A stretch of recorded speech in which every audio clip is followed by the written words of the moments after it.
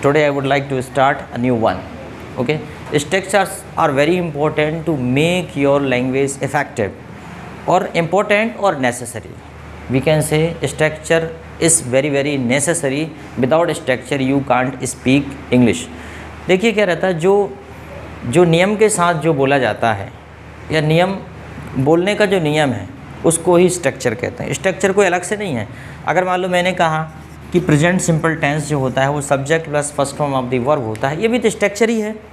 Structure मतलब क्या होती है?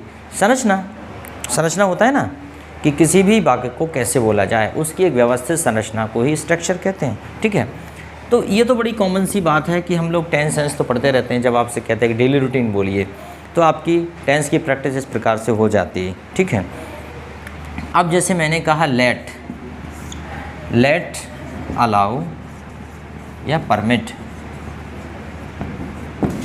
इन सब का क्या मतलब होता है? लेट, अलाउ, परमिट, इन सब का मतलब होता है अनुमति देना। क्या होता है? अनुमति देना। इनका मतलब होता है दो। क्या दो? अनुमति। ठीक है, परमिशन। जैसे कि मैंने कहा मुझे जाने दो, तो क्या बोलेंगे? लेट मी गो। मुझे आने दो, लेट मी कम। मुझे खेलने दो, लेट मी प्ले। मुझे नाचने दो, मुझे सोने दो, मुझे पढ़ाने दो। अंडरस्टैंड? मुझे कोशिश करने दो, लेट मी ट्राई। मुझे बात करने दो, लेट मी टॉक। मुझे खोलने दो, मुझे बंद करने दो, मुझे चलाने दो, लेट मी ऑपरेट। मुझे सॉल्व करने दो। Any problem? लेट कितना इजी है। सीखने का तरीका वही है, जैसे बार बार बोलें। मुझे जाने दो, मुझे आने दो, मुझे खेलने दो, मुझे पढ़ाने दो, मुझे नाचने दो, मुझे बात करने दो, मुझे कोशिश करने दो, मुझे पढ़ने दो, मुझे मदद करने दो, मुझे खाना पकाने दो, मुझे दरवाज़ा खोलने दो, मुझे दरवाज़ा बंद करने दो, मुझे सीखने दो, मुझे कार चलाने दो, मुझे कोशिश करने दो, बंद कर दो, मुझे कोशिश करने दो, लेट मी ट्राई। बड़ा प्रदूषण है, इसे कहते हैं ध्वनि प्रदूषण, इसे कहते हैं न्यूसेंस। न्यूसेंस क्या होता है? न्यूसेंस मतलब होता है एक प्रकार का सरदर्द।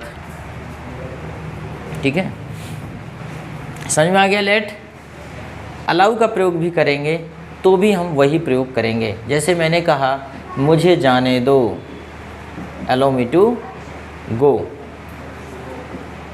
अलाउ मी टू गो, है ना? मुझे जाने दो, अलाउ मी टू गो। मुझे जाने दो परमिट का प्रयोग भी कर सकते हैं। क्या हो जाएगा? Permit me to go. मुझे जाने दो, परमिट मी टू गो।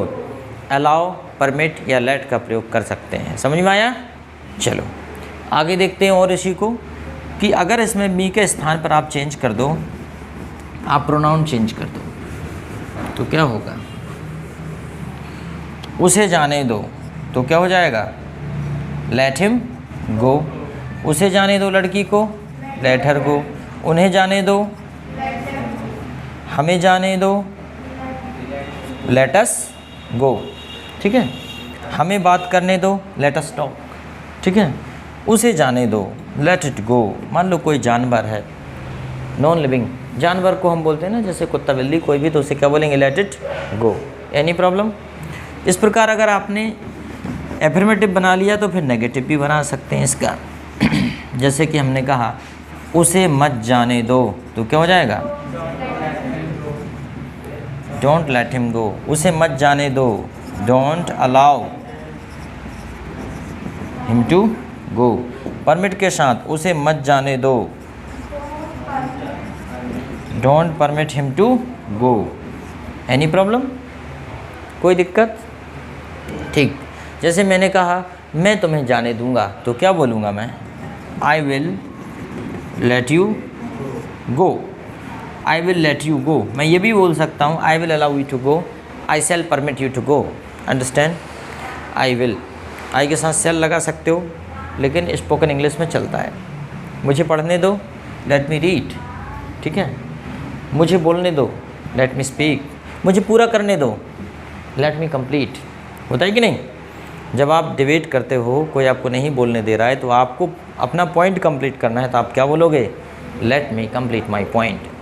क्या बोलोगे? Let me complete my point. Understand?